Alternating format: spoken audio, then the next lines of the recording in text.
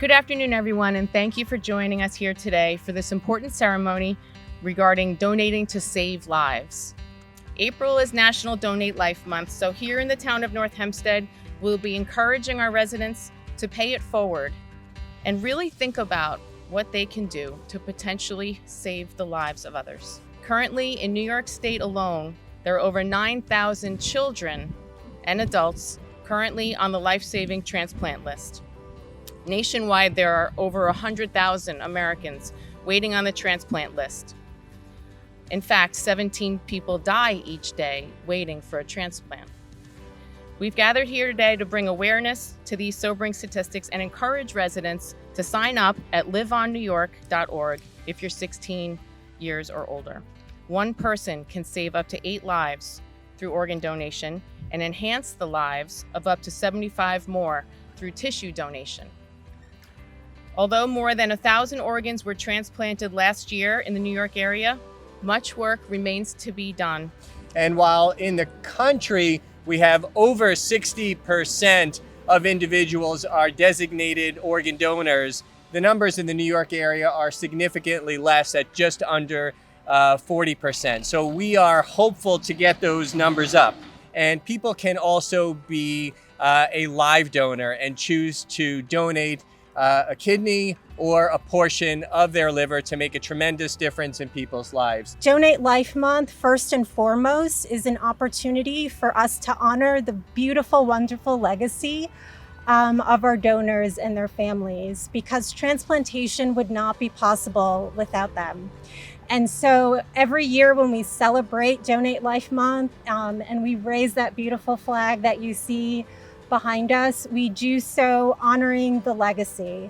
And so I encourage as many of you as possible to visit the Live On New York website and make your wishes known. This is a very important event that hopefully we can carry on yearly. Check your driver's license and see that you have a little red heart on it.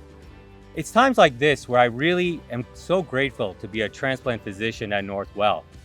And the reason is because I get to see the best of people, right? I get to see people with organ failure.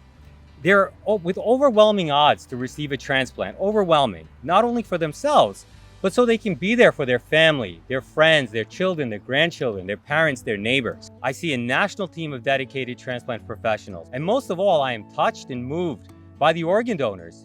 The highs and the lows that you deal with on a daily basis, getting onto the list, and then finding out that it is indeed 3 to 5 years before you get the needed help, facing different things like dialysis. My kidney donor stepped forward about a month prior to my surgery and saved me from dialysis for 8 days. That's how close I came. And I cannot tell you how grateful I am for somebody that got the word and was able to do that. I'm in my fire department uniform because 3 years ago I decided to donate as a firefighter to a firefighter. I sent a letter of intent to donate my kidney to over 50 fire departments and 10 police departments to try to find a fellow first responder. We had three or four firefighters that were close to a match, but they weren't a match. I was in the hospital and they said, there's a woman down the hall. She's a match. She's not a first responder. What would you like to do? I go, let's go help her. And she wasn't going to make it to Friday. We saved her life, my wife and I. And it was a nice story. The nice end to the story of this donation is her daughter donated her kidney altruistically as well. My story is a long story. It's 20 years of cardiac issues. And I got to the point with my doctor that they said to me they couldn't do anything else with medications and they needed for me to look at transplant. Coming up on 4 years, and I'm also back to work, also a volunteer with the Mini Olive Ambulance Corps. So I'm so thankful I will get back to what I know so well and what I like to do. During these times, knowing that people are so giving, loving, and caring, that really is quite a motivator, and it really is a world full of love. Helena, she's in dire need of a kidney. And there's also another woman in Port Washington, Vivian Jepp.